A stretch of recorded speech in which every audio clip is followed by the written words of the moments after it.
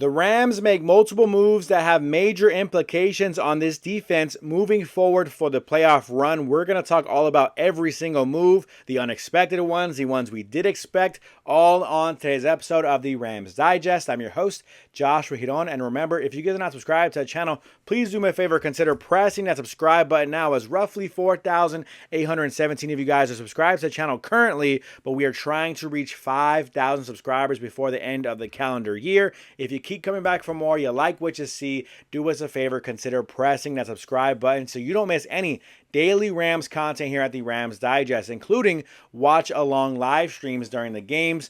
Do us a favor, consider pressing that subscribe button before you move forward. But going into the news for today, right? Adam Schefter originally tweets, cornerback Giron Kendrick, whom Seattle released this week, was claimed today by his former LA Rams team. Per his agents, Zach Hiller and Matt Least, Kendrick was with the Rams, then the Seahawks, and now returns to the Rams. So obviously that's kind of, I don't want to say shocking news, right? Not, it didn't blow me out the water, shock the world here, but it was interesting, kind of eyebrow raising, right? And for those who don't remember, before the Rams moved on for Kendrick, a lot of people were saying, hey, keep the guy. He's actually playing pretty good, and he definitely had some promise for sure, and you wanted to see him continue to develop here with the Rams. Ultimately, the Rams move on. He goes to Seattle. You're a little bit not worried, but kind of keeping your eye and tabs on Giron Kendrick. Want to see how well he plays out there. Overall, was kind of a backup for Seattle. Ultimately, 2 interceptions on the year. They decided to move on from him, so the Rams bring him back. And actually, Seattle's head coach came out and said that he was hoping that Kendrick would be on the practice squad, but of course, he had to clear waivers for that. The Rams say, no, we're going to go ahead and take him back onto our roster. And part of the reason why is because of another roster move the Rams had to make, which was placing cornerback Roger McCreary on injured reserve. So that was something that he came out, played 1 snap for the Rams versus Tampa Bay, dealt with a hip injury, now going on injured reserve with that hip injury. Not really the best case scenario for Roger McCreary himself, but if you're a Rams fan, if you're excited about the possibility of keeping Roger McCreary long term, unfortunately, again, it's kind of not necessarily something you want to celebrate, but could be a thing where the Rams do bring him back 1 more year contract, maybe next year, a couple $1 million on a cheaper deal, so that way you can see what he does, next season versus right now going on injured reserve. If he doesn't return at all and doesn't play at all, any snaps the rest of the year, I mean, the Rams could argue that he didn't do much to demand too much money. His camp would probably ask for a cheap 1-year deal, kind of a prove-it deal, and then he can move forward, obviously, for McCreary. So wait and see on any updates for that. And then talking about designated receiver Tutu Atwell and cornerback Ahkello Witherspoon for return from their IR stint. So more reinforcements for the Rams, as well as the Rams signing tight end Nick Vanette to the active roster. Played multiple years in the NFL, so he's obviously going to come in and help replace what Tyler Higbee was doing for us. Tyler Higbee now goes on IR, so quite a bit of moves for the Rams, obviously, to break down. We'll break them down in details right now, but let us know what you guys thought about all of those moves first. How do you guys feel about them? Are you nervous about one or the other? How are you feeling overall about all those roster moves that we just listed off for the Rams? And we'll talk in detail about some of these moves. As Ahkello Witherspoon, one of the biggest ones, or the biggest stories for the Rams, when he went down, could you survive? Could this cornerback room survive the IR stint for Ahkello Witherspoon?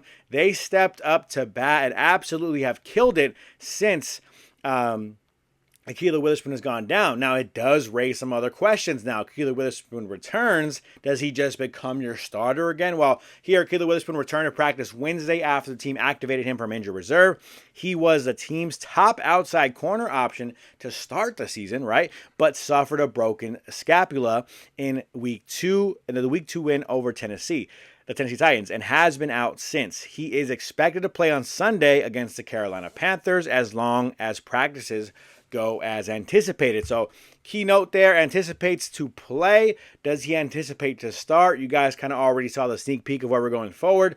Do you just throw Ahkello Witherspoon out there? Is he now all of a sudden your best corner? Because talent-wise, maybe going into the season, you thought he was your best corner, so therefore he is your best corner. Start him out there, best corner on the outside. Or do you give some credit to these guys who are currently on the roster, currently playing pretty well for you, right? Chris Shula defensive coordinator, it's kind of in his hands, and he comes out and says you definitely don't want to take those guys out of their flow.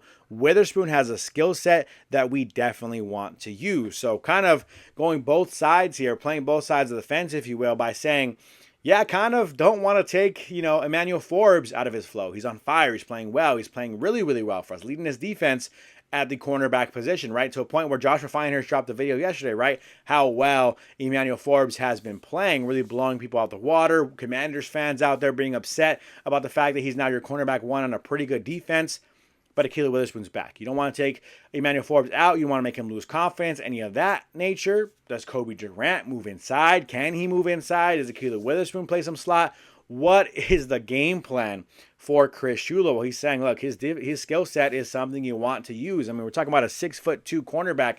You want to have Ahkello Witherspoon out there on the field if he's healthy, but you don't want to take away what Darius Williams, Kobe Durant, and Emmanuel Forbes have all been doing out there as well. I think Darius Williams would be the on-bad out if you want to play Witherspoon. He's a smaller cornerback. He's been playing pretty good, but it's just Emmanuel Forbes and Kobe Durant have really been making some big-time plays for the Rams week after week. So let me know how you guys feel about this situation. If you're Chris Shula and you're the defensive coordinator, what do you decide that the Rams should do? Do they start Ahkello Witherspoon over Williams, over Durant, over Emmanuel Forbes? What do you think the Rams should do with this situation? I mean, Sean McVay said it in the past, right? At the end of the day, the Rams have 4 starting corners on this roster, right? Maybe you throw McCreary in there. They had 5. Now McCreary's out of the equation. So you got 4, right? So what are you going to do with those 4? How are you going to switch them in and out? How is that rotation going to work? That is for Chris Shula to decide. We'll wait and see on any updates for that. And then you're talking about Roger McCreary, right? I did kind of gloss over this quickly, but Ahkello Witherspoon going to switch places on the roster with Roger McCreary. One guy goes to IR, one guy comes off of it. That's cool. That roster spot is there for you. Unfortunate for McCreary, but a month after the Rams traded for him from the Tennessee Titans, McCreary was set to get his first defensive action last week at nickel cornerback, especially like we talked about, right? Quentin Lake. He goes out. He played a lot of slot. McCreary plays a lot of slot. So obviously that was the hope for the Rams, that you see McCreary step into Quentin Lake's role in the slot position and succeeds, hopefully. But he's now on injured reserve because he made it just one snap in the 34-7 win over Tampa Bay before his own injury that puts him on IR. So McCreary's out, and this kind of explains why the Rams go out and use their waiver claim to get Darion Kendrick. Again, kind of different positions, slot versus outside. But ultimately, you need more cornerback talent in this room. A guy like Darion Kendrick, we've seen him. He's had his moments, before he tore his ACL. He's played pretty well for this Rams defense in the past, right? At least decently. Pretty solid player for the Rams in the past. And so you bring him back in, a guy who knows the system, knows the team, knows the teammates, going to feel comfortable returning. We'll see what Darion Kendrick's role is. He's probably going to be more of a depth piece, kind of that McCreary depth on the roster kind of piece. But ultimately, you still have your other guys ahead of him. We'll wait and see on what they decide to do, who's going to play the slot and whatnot, but we do know McCreary will be out. Darion Kendrick will probably be in on that roster for the remainder of the season, unless, you see McCreary come off of that IR from his injury stint. We'll wait and see on that.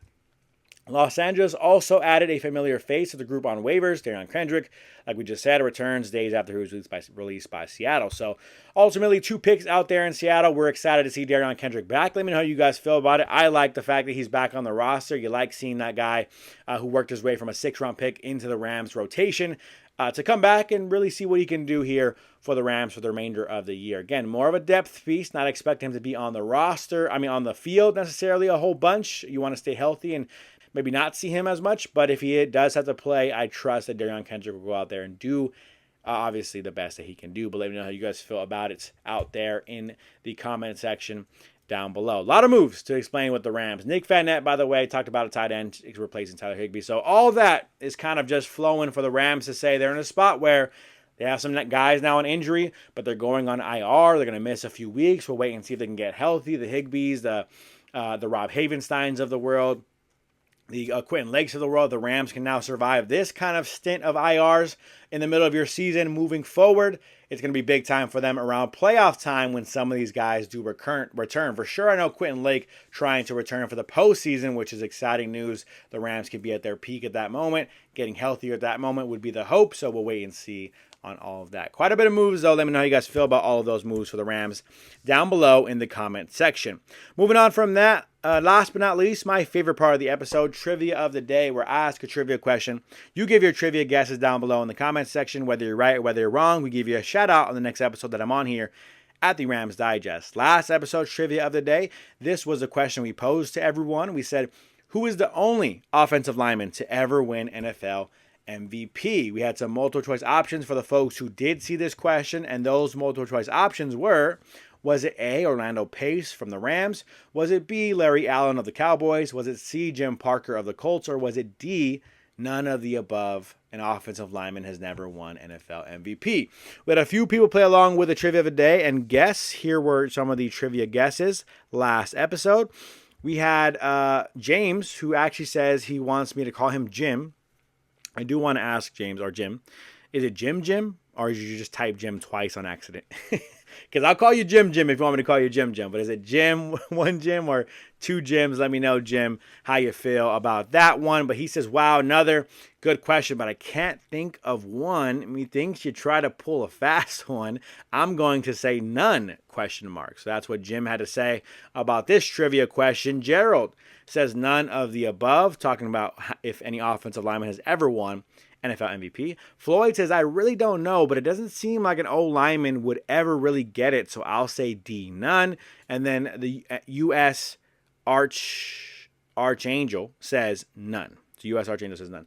So we had Jim saying none. We had Gerald saying none of the above. We had Floyd saying none of the above. And we had U.S. saying none. Everyone guessing none for this trivia question of who is the only offensive lineman to ever win NFL MVP. The multiple choice options one more time were A, Orlando Pace, B, Larry Allen, C, Jim Parker, or D, none. An offensive lineman has never won the MVP. The correct answer for the trivia of the day of who is the only offensive lineman to ever win NFL MVP is none. An offensive lineman has never won NFL MVP. Kind of difficult for an old lineman to win MVP, which is unfortunate because I think if you're out there and you don't allow a sack the whole year, you give less than 5 penalties the entire season or something like that, you deserve to be in the conversation for MVP. Never going to happen. It's not the flashy position at all. I think a lot of offensive linemen understand that, but just want to give a shout out to our big boys up front for doing the work that they do every single week. Shout out to everyone who got it correct. Shout out to Jim, shout out to Gerald, shout out to Floyd, and shout out to U.S. as 100% accuracy on this trivia of the day, number 149. Everyone got it correct who played, so appreciate all of you guys for playing. Appreciate all of you guys for getting it right. You all get a special shout out. If you guys thought that was an easy question, you want to get a shout out just like these folks just got on the next episode that I'm on here at the Rams Digest, play along with today's trivia of the day, which is a special one, episode 150 for me with doing these trivia questions. So trivia of the day, number 150. With that theme in mind, which NFL player holds the record for the most career games with 150 or more receiving yards? Kind of staying on track with the 150 number. Which NFL player holds the record for the most career games with 150 or more receiving yards? We have some multiple choice options for you all. Which these players is it? Is it A, Antonio Brown? Is it B, Jerry Rice? Is it C, Julio Jones? Or is it D, Calvin Johnson? Again, which NFL player holds the record for the most career games with 150 or more receiving yards? Is it A, Antonio Brown? Is it B, Jerry Rice? Is it C, Julio Jones? Or is it D, Calvin Johnson? Give your guesses down below in the comment section. Whether you're right, whether you're wrong, we'll give you a shout out on the next episode that I'm on here at the Rams Digest. If you guys get it right, we'll give you a special shout out on the next episode. So, again, which receiver holds the record for most 150 or more receiving yard games in their career? Antonio Brown, Jerry Rice. What were the other options? I'm going to forget off the top of my head. I don't know why I even try to guess sometimes off the top of my head. Antonio Brown, Jerry Rice, Julio Jones, or Calvin Johnson. Give your guesses down below, and we'll give you a shout out. Other than that, that's going to do it for me on today's episode of the Rams Digest. I'm your host, Joshua Giron, and I am out.